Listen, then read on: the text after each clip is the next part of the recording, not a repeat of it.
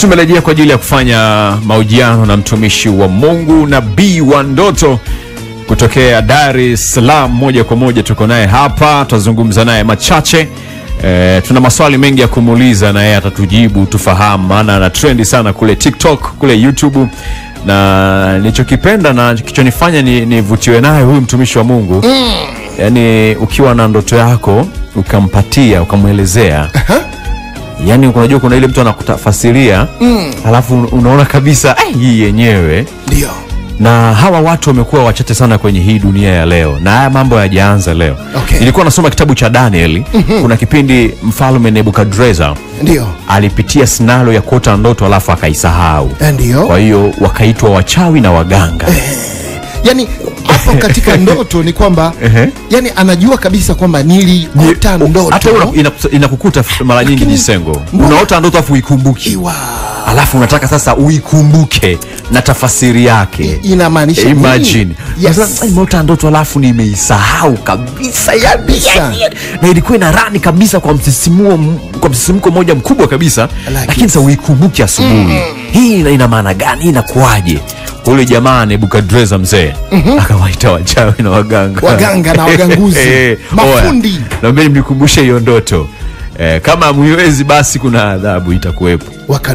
Wakadunda. Lakini kulikuwa na mtu mmoja anaitwa Daniel.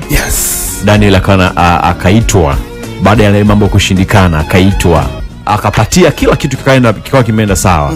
Akapata ile neema pamoja na jamaa zake wale kina Meshach. Sawa. Tusongee sana, tuko na mtumishi wa Mungu tayari. Moja kwa moja tumuulize maswali mawili matatu hapa. Nabii wa Ndoto. Kubwa kutoka kwa hilo Nabii wa Ndoto. Watu wengi wanakujua kama Nabii wa Ndoto. Lakini tunatamani kujua majina yako kamili. Ni nani na unatokea katika huduma gani na ipi iko wapi? Hapo ndio kweli watu wananifahamu mimi kama Nabii wa Ndoto, lakini majina yangu kamili naitwa Philip Mbasha Mlangi. Natumika na huduma ya neema ya wokovu na uponyaji ambayo ipo Dar es Salaam maeneo ya Chanika, na vile vile tuko na branch nyingine ipo maeneo ya Kigamboni Dar es Salaam. Huduma inaitwa neema ya wokovu na uponyaji. Safi. Na tupe nafasi zaidi ya kukujua zaidi. Unatokea katika familia na wito wako wa huduma yako ya kutafsiri ndoto ilikujaje? Mimi natokea familia ya mzee Mbasha ambayo asili yake kabisa ni huko mkoa wa Singida. Lakini kama umewahi kusikia jina Mbasha, walikuwa waimbaji kina Flora Mbasha.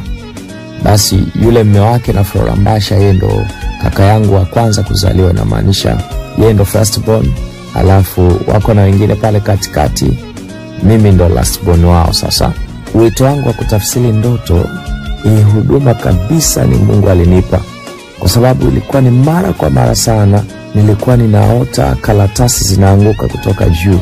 Kwa zile karatasi zikifika chini zimeandikwa lugha tofauti tofauti, then hakuna mtu ambaye anaweza kutafsiri, bali mimi nilikuwa nakishika zile karatasi alafu nazisoma. Nikizisoma nampatia mtu mwingine na kumuelezea kwamba hii karatasi ina ujumbe wa aina fulani. Sasa ile ndoto nilikuwa naota toka nikiwa mdogo, nilikuwa sijajulia vizuri maana yake. Lakini mbeleni sasa nilipoanza kumtumikia Mungu, nikawa nakuta kwamba mtu akielezea ndoto yake kidogo tu, mimi nakuta napewa maandiko, yani maandiko ambayo ni neno la Mungu, sasa ninaletewa automatic. Sasa watu wakawa wanashangaa, inakuwaje unatafsiri ndoto kwa maandiko, tena maandiko mengi? Mimi kila ndoto ambayo mtu ataielezea siwezi kosa maandiko. Kwa hiyo unakuta yale maandiko yanakujaga yenyewe automatic na yanakuja kuthibitisha kile kitu ambacho nakitafsiri. Kwa watu wengi sana ambao wanawatafsiria ndoto zao na tafsiri kwa maandiko, na mimi mwenyewe namshukuru Mungu katika hilo, kwa sababu Mungu anatazama neno lake ndo analitimiza. Kwa ndoto nyingi sana ambazo watu wananipa zinakuwa na utimilifu, kwa sababu Mungu anakuwa amefungamanishwa kwenye lile neno ambalo natumia kutafsiri ile ndoto. Sasa hapo ndipo huduma yangu ya ndoto ikaanza, na nikawa kila nikifanya nikitafsiri vitu vinatokea, inakuwa vile vile. Nikajikuta sasa nimeanza rasmi kutafsiri ndoto kabla ya kuanza kuweka mtandaoni, lakini nilikuwa kwenye maombi, nikaona neno limeandikwa juu ya anga. Neno ile lilikuwa linasomeka nabii wa ndoto. Ndio chanzo cha mimi kuanza sasa kutumia jina nabii wa ndoto. Maana nilipoamka nilikuwa na maswali mengi ya kumuuliza Mungu. Nikasema sasa kama hii imeandikwa hapa juu, ina maana gani? Na mimi watu wananiambia najua kutafsiri ndoto. Okay, nikapata wazo, nikasema okay, basi mimi acha nikajitambulishe, niseme mimi ni nabii wa ndoto. Na kama kweli Mungu amenipa hili jina nilitumie kwenye huduma yangu, nitaona tu. Mtu wa kwanza kuongea naye aliniambia kwamba wewe ni nabii wa ndoto. Wow. Yani kabla sijaanza kulipublish ile jina, nikaanza kuona okay, hizi ni evidence za Mungu ya kwamba hili jina limepewa na Mungu la kutumika kwenye hii karama niliyopewa. Safi sana. Yeah, hii yenyewe. Okay, natamani kujua vitu vingi sana, lakini hebu turudi hapo kwenye ndoto. Nini maana ya ndoto? Tufafanulie zaidi. Kwa upana zaidi tufahamu nini maana ya ndoto. Ndoto ni picha halisi ambayo inaambatana na sauti. Naye humujia mtu akiwa amelala usingizi. Lakini mimi huwa na kauli mbiu, huwa nasema ndoto ni maisha halisi kabisa. Vile ambavyo unaona ukiwa ndotoni, kuna uwezekano mkubwa sana kuishi maisha hayo katika ulimwengu wa mwili. 100% kila ndoto niliyotafsiri huwa inakuja kwenye utimilifu wake. Kwa hiyo kuna mtu naweza nikamtafsiria ndoto leo, akawa labda hajaelewa vizuri, ila baada ya siku kadhaa au miezi kadhaa kupita, ananirudia tena, ananipigia simu, ananiambia nabii, ile ndoto uliyoongea bwana imekuja vile vile. Sasa pale ndo waga wanashangaa sana, inakuaje vitu nimeongea vitu ambavyo havifanani hata na ile ndoto aliyokuwa yeye akidhania, lakini vikaja kwenye utimilifu. Ile sasa ni karama za Mungu ambazo uziachilia kwa mtu. Ndoto yoyote unayojua wewe, isipokuwa labda ndoto tu ya kukojoa kitandani ukiwa umekojoa, ndio unaamka unakuta mkojo pale pameshaloana, hiyo ndio imeshatimia tayari. Lakini ndoto nyingine nyingi sana, mimi nikikuelezea, yani lazima ije kwenye utimilifu. Kama haitatimia kesho, basi imekwisha kutimia japo haujui. Kwa ndoto inawezekana taarifa zaidi ya 3. Kwa muda uliopita, kwa muda uliopo na muda ujao. Kwa zote mimi nikiingia kufasiri, na ninafasiri kwa neno la Mungu. Maana Mungu wetu anasema yeye ndiye yule jana, leo na hata milele. Wow. Okay. Na nataka kujua kwamba 1% ngapi ya ndoto ambazo una tafsiria watu zinatimia? Tuambie hapa. Kwamba hazina mbambamba. Yes. Ndoto zote kabisa mimi nikimwelezea mtu lazima itokee. Yani for sure. Sijawahi bahatisha kwenye ndoto, yani si bahatishi. Ukitaka kuamini, unaweza ukauliza chochote juu ya ndoto yako. Nitaielezea. Kwanza mimi ndoto inanisaidia kukuelezea maisha yako kabisa. Kama vile ambavyo unasikia huyu ni nabii anatabiri. Sasa mimi ndoto yenyewe ndio inanipa uhalisia wa kujua kwamba huyu ana shida hii, huyu ana tatizo hili, huyu anatakiwa afanye hivi ili afanikiwe. Mimi ni ndoto ndio inanipa mwongozo, kwa sababu ndoto ni kama lamani kwa maisha yako.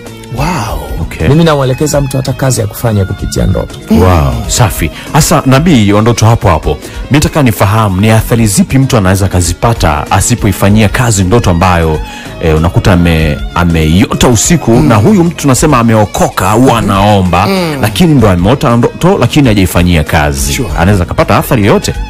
Athari ziko nyingi sana.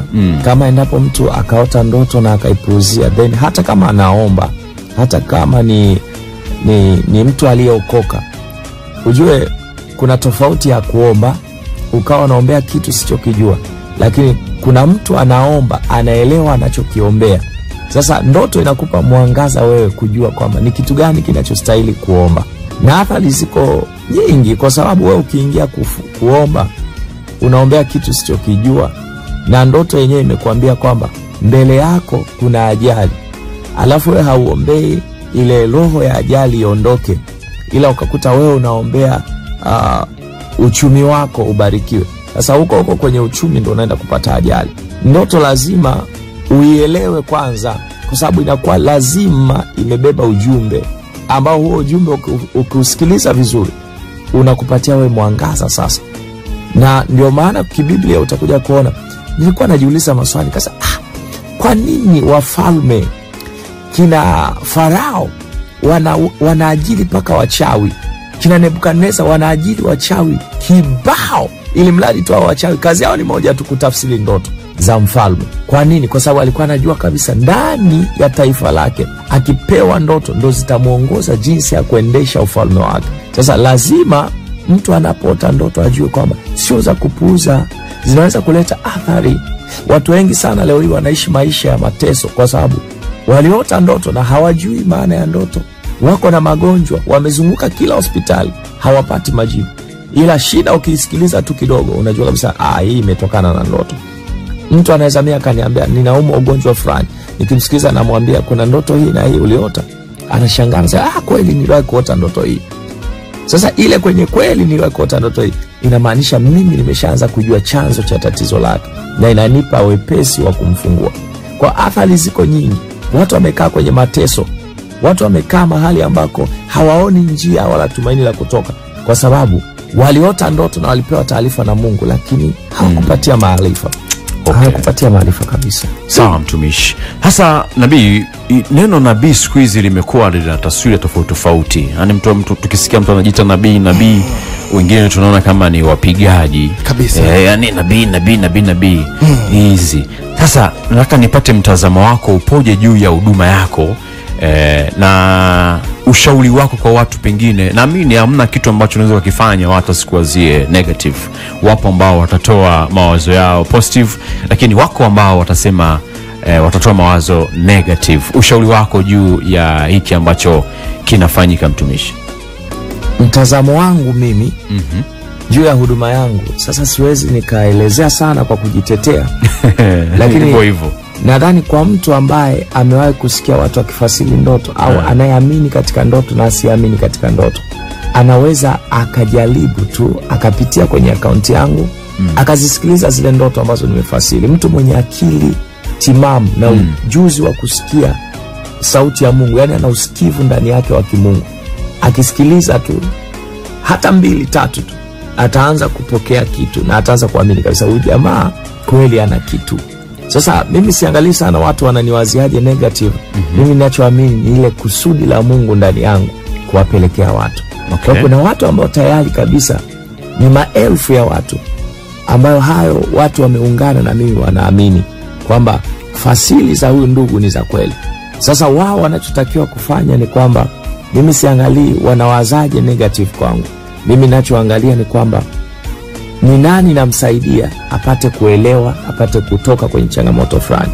Na mtu yeyote yule akipata nafasi akanipata tukawasiliana vizuri, mimi nikamtafsiria ndoto yake. Sijai kusikia mtu pembeni akasema nimetafsiriwa kwa uongo. Yani